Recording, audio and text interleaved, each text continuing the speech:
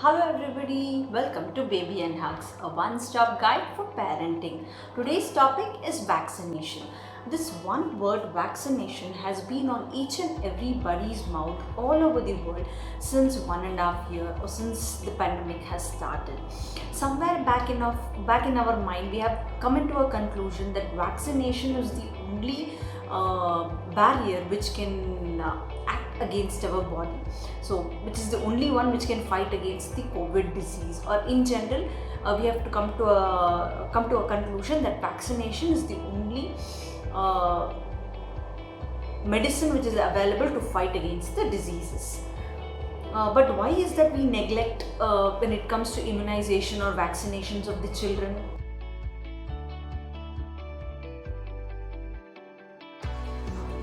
So let's start from the beginning as to what is vaccination. So what is vaccination? Vaccination is one of the main antigens which is developed to fight against the diseases.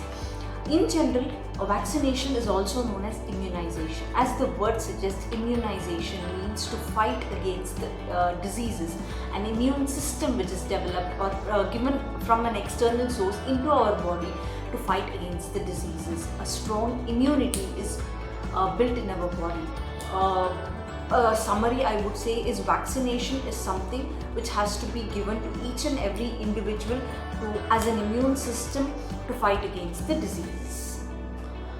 There's a very common question which each and every parent has in their mind, that why is that only babies have to be given the vaccinations and not adults? Or in general, as the WHO suggests, that immunization has to be given to children up to 5 years of age without missing.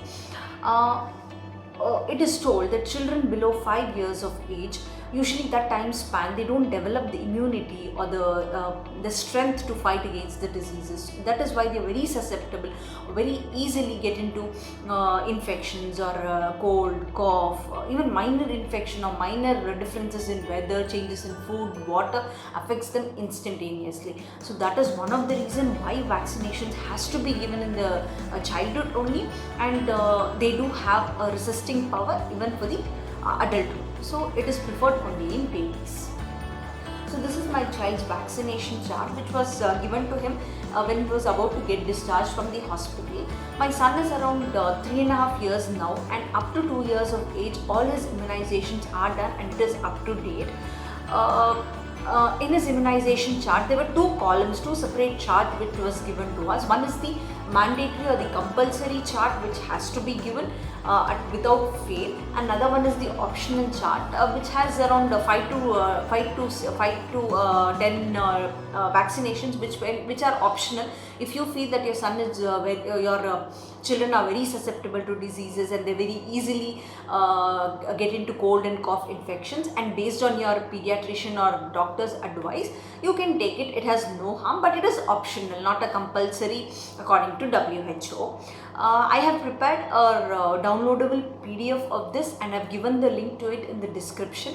You can just click on it and download it and keep it for your information in the future use. It is a very easy, understandable PDF guide.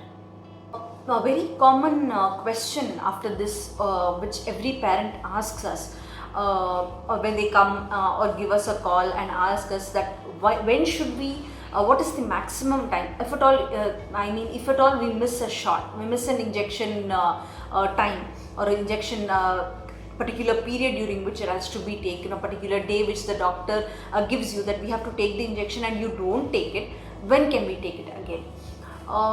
Ideally, it is not to be missed. Ideally, if the child is very ill, he has fever, he is very tired, and there is a genuine reason, you can miss the vaccination shot. Only after consulting your doctor. Otherwise, the maximum time limit which it has is 30 days. It is preferable that you get it done within 30 days. Otherwise, the effect of the vaccination will not be there. It will just be a waste. I wouldn't tell it is a total waste, but otherwise that gives the best results. That's the best answer. Another topic trending in these vaccination shots, there are two unique words which I came to know during my pregnancy was painful and painless injections. Initially, I was under the impression that painless injections meaning my son will not have any pain when he will get a vaccination done. I would agree each and every parent here who's watching this video will agree with me that that is the worst sight any parent would want to face, to see their child getting a vaccination shot done. It is very painful, they cry their heart out, and we cannot see that. And somebody coming and telling us this will be a painless injection, you give it, it can be a given, we are ready to spend how much ever we want to get that injection done. But only in the later research and my knowledge, talking to my other pediatrician and a second opinion, I got to know there's not much of a difference between painful and painless injections. So if I would like to compare what is painful and painless injections, painful injections are our very own old methods which we have been following, and it is cheap and affordable in rates. And painless injections are newly introduced, and it is nothing but it's just a combination of different injections in one single vial, and it is given in a single dose, but it is very costly compared to the normal ones. Another difference which I have noticed is that painful injections, see, at a point like around 10 weeks or 6 weeks, you have to get 3 different injections done. In painful injections, they usually give it in 3 different shots, that is at one time, but 3 different shots. But in painless injections, what they have done is that they have included all the 3 different injections into one vaccine, and they give it in one shot. Probably that is where they meant that the pain is less, not pain free, it is painless. So probably that is the only reason which any parent would go for it. But coming to the effectiveness point of view, based on research, it is told that the painless injections are only 75% effective, and painful injections are which has been coming from ages is the best, and which has to be given. So coming to my point, which did I give it for my son? During the birth of my son, I was not aware about painful and painless injections. They in fact didn't tell us that it's a painless injections. We went there, we got a shot. My son didn't face so much of difficulty, so I was okay with it. But only then, but I was very concerned about the price they were giving. But I was so blind in my son's health issues that we didn't give it a much thought about why it is. Because in fact, being a medical student, I knew what is the approximate cost of each and every vaccination, approximately at least. And but then I thought, okay, maybe this is since my son was born in a 5-star hospital, since he was a premature baby, so he was born a 5-star which had all the facilities and amenities and all that. So I was like, maybe because based on the hospital they've been charging us more.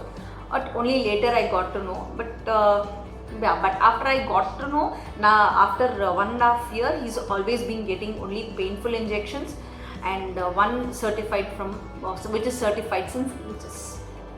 Now coming into the fearful part, care before and after the vaccination. So before vaccination, the only care which we have to take is that the child should not have any fever, he should not suffer from any diarrhea, loose motions, vomiting, or he's very tired, weakness.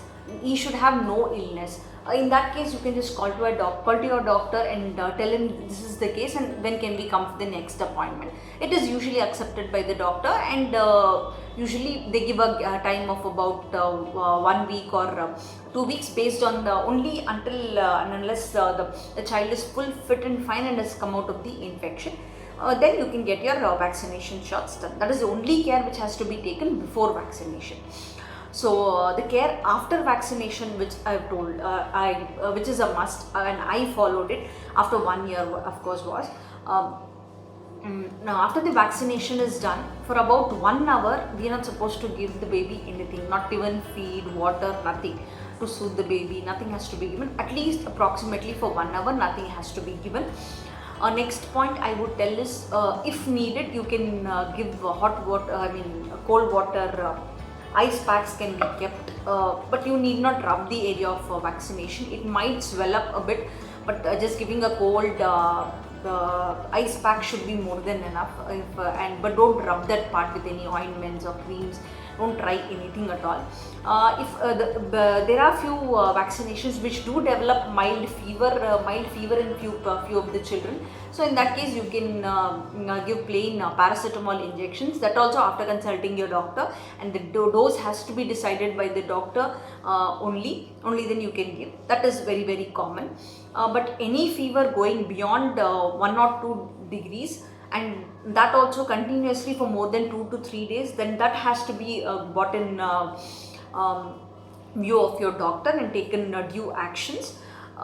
If at all the site area swells up more, there is a pus coming out through that area, it is getting infected, the baby is crying too much when you touch that area, then you will have to worry and run to your doctor for the explanation. Otherwise, if usually within 2 to 3 days the vaccination site is back to normal and the baby will be back to normal.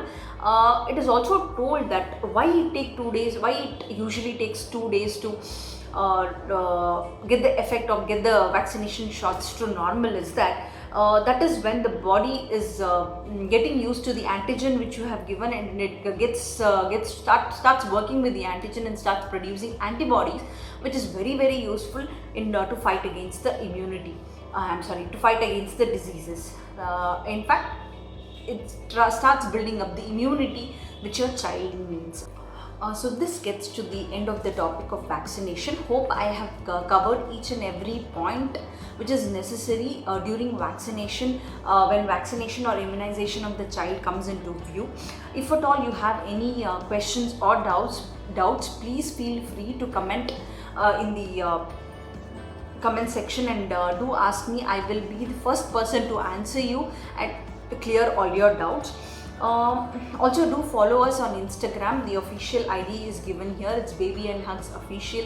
I share more information and more necessary thoughts and ideas about which will be of great help in your parenting journey. So please follow me there. And also, if you like this content and would like to see more of such contents, please feel free to like, share and subscribe to my YouTube channel. Until next time, bye bye.